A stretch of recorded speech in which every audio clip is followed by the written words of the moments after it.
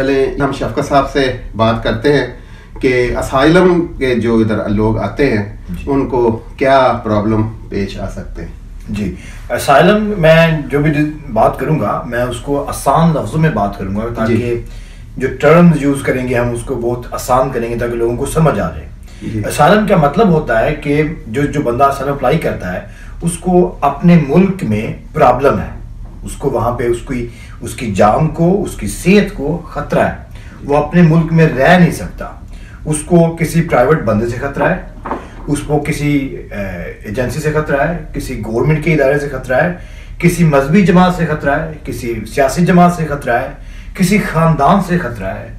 और ये जो खतरा है उसकी जान को है, उसकी सेहत को, उसकी वजूहात कोई भी हो सकती है। यानी कि आप बिलोंग करते हैं किसी सोसाइटी से, आप बिलोंग करते हैं किसी मजहब से, आप सुन्नी हैं, अहले तशय्युअ से ताल्लुक़ रखते हैं, आप देवबंद हैं, आप मुस्लिम हैं, आप क्रिश्चियन हैं, आप हिंदू हैं, आप सिख हैं, आपको इस वजह से आपको टेंशन है, आपके मुल्क में आपको थ्रेट्स है, आपको धमकियाँ आती हैं और आपको अपने मुल्क में पनाह नहीं मिल रही। आपके जो मुल्क की जो गवर्नमेंट है, आपके मुल्क की जो पुलिस है, जो सिस्टम है, वो आपको पनाह देने में कामयाब नहीं हो पा रहा और इस वजह से आप फिर यूरोप आते हैं या अपने मुल्क को छोड़ के दूसरे मुल्क पे जाते हैं, वहां पे आप असाइलम अप्लाई करते हैं। तो ये होगी काइंड ऑफ यानी कि एक छोटी सी असाइलम की डेफिनेशन कि आपको अपनी सेहत का खतरा है, आपकी जिंदगी का खतरा है, आप इस वजह से अपना मुल्क छोड़ के यहाँ पे आते हैं कि मैं अगर अपने मुल्क में रहा तो मुझे वो जान से मार देंगे, मेरी जान को खतरा है, मेरी सेहत को खतरा है, मेरी फैमिली को खतरा है, तो इसलिए आप यहाँ आते हैं, पनाह मांगते हैं। ये होगी छोटी सी डेफिनेशन। जी, और जब लोग इधर आ जाते हैं और वो आगे यहाँ पनाह का केस अप्लाई करते हैं तो उनको कौन सी ऐसी मुश्किलात हैं जो कि पेश आ सकती हैं और उनके पास क्या ऐसे प्रूफ होने चाहिए कि उनका जो असाइलम है वो एक्सेप्ट हो जाए। जी, यहाँ पे असाइलम का केस अप्लाई करना ये बहुत इजी है, लेकिन असाइलम को मिलना ये बहुत ही मुश्किल है, ये इजी नहीं होता। जैसे मैंने कहा कि आपने फिर सबूत देना है कि आपको वाकई ही अपने मुल्क में प्रॉब्लम है, आप वाकई ही अपने मुल्क में नहीं रह सकते, आपको वाकई ही आपके मुल्क की जो पुलिस है, जो सिस्टम है, जो इदारे हैं, वो आपकी मदद नहीं कर पाते। बेशक आप पाकिस्तान से हैं, आप इंडिया से हैं, आप बांग्लादेश से हैं, आप किसी भी मुल्क से हैं, किसी भी एशियन कंट्री से हैं, आपको फिर प्रूव करना पड़ेगा कि आपको वाकई ही प्रॉब्लम है। इसके लिए आपने फिर जो डॉक्यूमेंट्स आपके केस के रिलेटेड है, जो भी आपकी स्टोरी होगी, जो भी आपकी रीजन होगी ना कि मुझे इस बंदे से, इस ग्रुप से, इस मजहबी जमात से या इस पॉलिटिकल जमात से या इस फैमिली से ये खतरा है, फिर आपकी एक स्टोरी होगी कि आज से कुछ साल पहले मुझसे ये वाकयात हुआ, मुझसे ये गलती हुई, या मैं ईसाई हूँ और मुझे चर्च में जाने नहीं दिया जाता अपने जहाँ पे हम रहते हैं।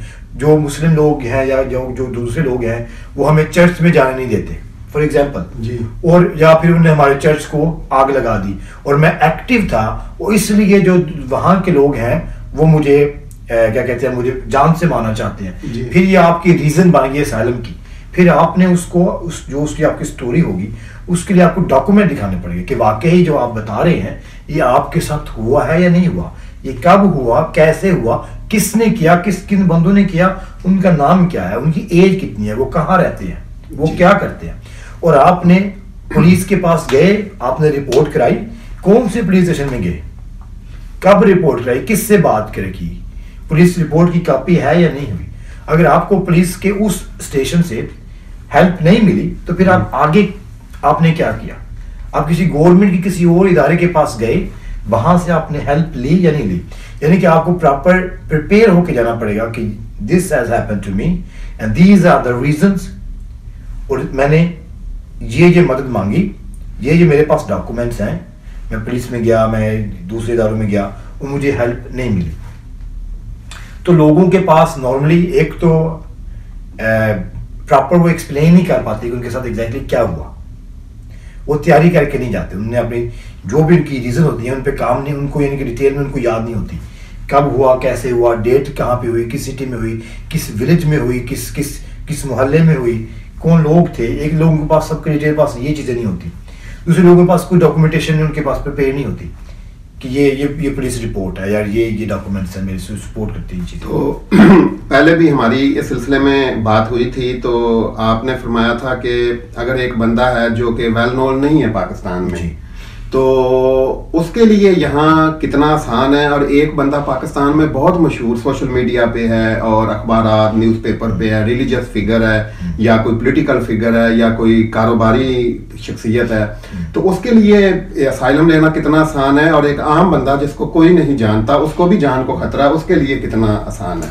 भाई बात ऐसी है कि अगर आपको वाकई ही खतरा है जी, आपके पास वाकई ही आप जो कह रहे हैं वो सच है, आपको वाकई ही किसी जमात से खतरा है, तो फिर अगर आप ये प्रूफ भी दे सकते हैं। फॉर एग्जांपल अगर आप आए हैं ना रावलपिंडी से, जी, रावलपिंडी इस्लामाबाद से या वहां से किसी एक गांव से, और आप कहेंगे कि मुझे रावलपिंडी की जो एक मजहबी जमात है या वहाँ की जो मस्जिद के लोग हैं या वहाँ की जो चर्च के लोग हैं या वहाँ के कोई और लोग हैं, वहाँ पे जो फैमिली मेम्बर्स हैं आपके या दूसरी फैमिली मेम्बर्स जिसके आपके पास आपकी लड़ाई चल रही है, अगर आपको उनसे खतरा है तो फिर ये भी सोचा जा सकता है कि अगर आपको रावलपिंडी में खतरा है तो आप कराची क्यों नहीं रह रहे? हाँ जी, कराची अगर मूव हो जाए, जिस बंदे को लोग नहीं जानते जो पता नहीं चलेगा। यानी कि अगर मैं आम सा बंदा हूँ, मुझे लाहौर में खतरा है, तो वो बंदा सोच सकता है कि लाहौर में खतरा है, लाहौर में आपको कोई मदद नहीं कर रहा, पुलिस आपकी मदद नहीं कर रही, जिनसे खतरा है वो लाहौर में रहते हैं और मैं कोई वेल नोन फिगर नहीं हूँ। अगर मैं कराची मूव हो जाऊंगा, मैं पेशावर मूव हो जाऊंगा, क्वेटा मूव हो जाऊंगा या कहीं और मूव हो जाऊंगा, तो मुझे वहां पे वो लोग कैसे ढूंढ पाएंगे? हाँ जी, तो यहाँ भी तो मूव हो गया है ना, अपनी फैमिली छोड़ के बंदा आ रहा है। तो अगर आपके पास इस तरह की रीजन होंगी कि आप वाकई ही लाहौर में मूव हो सकते हैं, लाहौर से आप कराची शिफ्ट हो सकते हैं, वहां पे आपकी जान को इतना खतरा नहीं होगा, देन इट मीन्स कि आपको असाइलम की जरूरत नहीं है। फिर आपको पनाह आपके मुल्क में किसी और शहर में मिल सकती है, किसी और शहर में मिल सकती है। अगर आप इस लेवल पे हैं कि आप बहुत बड़ी सियासी जमात या मजहबी जमात या किसी और बड़े ग्रुप के आप लीडर हैं, सोशल मीडिया पे एक्टिव इतने ज्यादा हैं, हजारों की तादाद में आपके फॉलोअर्स हैं, लाखों की कहेंगे, लाखों की। अच्छा जी, तो लाखों की तादाद में तो फॉलोअर उसी बंदे के होंगे, या तो वो कोई एंकर पर्सन या कोई मीडिया का बहुत अहम इंपॉर्टेंट बंदा होगा, या कोई पॉलिटिकल या रिलीजियस फिगर होगी, या कोई बिजनेस ओरिएंटेड बंदा होगा। तो ऐसे बंदों को तो बेसिकली पनाह असाइलम चाहिए भी नहीं होता। तो इसका मतलब है कि जो आम लोग आते हैं, हमारे कुछ लोग जो कि असाइलम अप्लाई करते हैं, उन्हें ज्यादा गाइडेंस, जितने ज्यादा वो प्रूफ बना सकते हैं, जितना ज्यादा उनकी जान को खतरा होगा, उतना इजी होगा ना। अगर आपको वाकई ही आपकी जान को बहुत ज्यादा खतरा है और बहुत ज्यादा लोगों से खतरा है, बहुत बड़े ग्रुप से खतरा है, तो फिर असाइलम मिलना इजी हो जाता है ना। अगर आपको खतरा सिर्फ आपकी फैमिली मेंबर से ही है या आपकी किसी और फैमिली मेंबर से है, किसी और छोटे से ग्रुप से है, कि कहेंगे किसी एक कस्बे के लोगों से है, किसी एक छोटे से शहर के लोगों से है, तो वो आपको मारने के लिए आपके पीछे पूरे मुल्क में, आप पाकिस्तान में कहाँ वो घूमेंगे? हाँ जी, वो नहीं, आप यानी कि आप इतने इंटरेस्टेड उनके लिए क्यों हैं? हाँ जी, या तो आपने बहुत बड़ा जुर्म किया हो तो उसकी FIR हो, वो मुल्की सोशल मीडिया न्यूज़पेपर में आई हो और आपकी तस्वीर साथ हो और आपको खतरा हो कि तस्वीर लोगों ने देखी। अच्छा, अब ये एक सवाल यहाँ ये पैदा होता है कि सारे प्रूफ भी हैं, असाइलम अप्लाई भी हो गया जी, और अब जो है ना वो जाहिर है उसको वेट करना है कि असाइलम का डिसीजन कैसे। फर्ज करें डिसीजन नेगेटिव आ जाता है जी, तो अगर आपका डिसीजन नेगेटिव आता है तो आपका राइट है कि आप कोर्ट में अपील कर लें। हाँ जी, अगर कोर्ट से भी नेगेटिव आता है तो आपका राइट है कि आप ऊपर हाई कोर्ट में कर लें। जी, तो ये तो क्या असाइलम का केस जी, कि आप अपील कर सकते हैं कोर्ट में। हाँ जी, आपको असाइलम के केस में आपको वकील भी मिलेगा गवर्नमेंट की तरफ से, हाँ जी, जो गवर्नमेंट उसका जो भी फीस होगी पे करेगी। सही, तो आपको यानी कि लीगल हेल्प भी आपको फ्री में मिलेगी इन केसेस में, और आपको महीने के पैसे भी मिलेंगे, रिहाइश भी मिलेगी उतनी देर तक। ये आपका राइट है। हाँ जी, ये आपका राइट है, लेकिन दोबारा मैं कह रहा हूँ कि असाइलम अप्लाई करना बहुत ईजी है। हाँ जी, उसका डिसीजन पॉजिटिव होना वो बहुत मुश्किल है। काफी लोग आते हैं, बहुत टेंशन होती है उनको कुछ पता नहीं होता, तो मिलना इज नॉट इजी।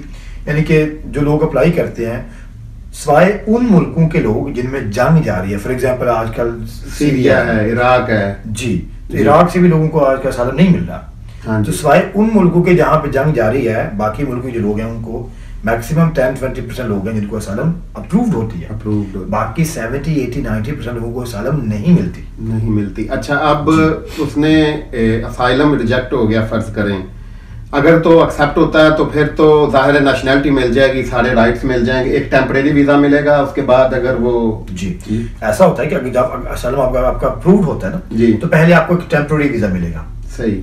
उसके बाद फिर आपको आफ्टर 1 or 2 years दोबारा फिर देखेंगे कि अगर आपको स्टिल आपको असाइलम की जरूरत है या नहीं। हाँ जी। अगर आपको नहीं है तो देयर इज अ रिस्क कि वो आगे फिर आपको रिजेक्ट कर दे। हाँ जी। वो कह सकते हैं कि अब आपकी सिचुएशन पहले से बेटर हो चुकी है, बेटर हो गई है, अब आपको असाइलम की जरूरत नहीं, अब आप मेरे बने अपने मुल्क में चले जाएं। हाँ जी। या फिर आप कहेंगे कि आप यहाँ पे आपकी कोई और रीजन है, आप यानी उस दौरान में अगर जॉब मिल गई है तो आप वर्क परमिट पे शिफ्ट हो जाएंगे जी। तो अच्छा, अब फर्ज करें जी पहली दफा रिजेक्ट हो गया वीजा और हाई कोर्ट तक भी नेगेटिव सब कुछ रिजेक्ट हो गया है, अब और उनके पास फर्ज करें अगर तो जॉब मिल गई इस दौरान में, अगर उन्होंने ये नोटिस मिलता है कि 30 डेज में आप इस मुल्क को छोड़ दें, उस दौरान में अगर जॉब मिल गई है और वो वर्क परमिट अप्लाई कर दिया है तो फिर उसका वीजा चेंज हो जाएगा। जी, उसका ये है कि जब आप असाइलम अप्लाई करते हैं जी और आप अपनी आइडेंटिटी अप्रूव कर देते हैं कि मैं ही हूँ जी, वो आप अपना आईडी कार्ड या पासपोर्ट की कॉपी उनको देंगे तो आपकी आइडेंटिटी प्रूव हो जाएगी, फिर आपको काम की इजाजत मिल जाएगी। हाँ जी। ड्यूरिंग द प्रोसेस जब आपका केस चल रहा है ना सर, हाँ जी, तो केस जब चल रहा है तो उस दौरान आपको काम की इजाजत मिल जाएगी, फिर आप काम कर सकते हैं। सही। तो जब आपको पहली नेगेटिव डिसीजन मिलेगी जी और आप पहले से काम कर रहे हैं, हाँ जी, तो फिर आपका राइट है कि आप असाइलम को छोड़ के बजाय इसके कि आप उसको अपील करें, आपका राइट है कि आप वर्क परमिट अप्लाई कर लें।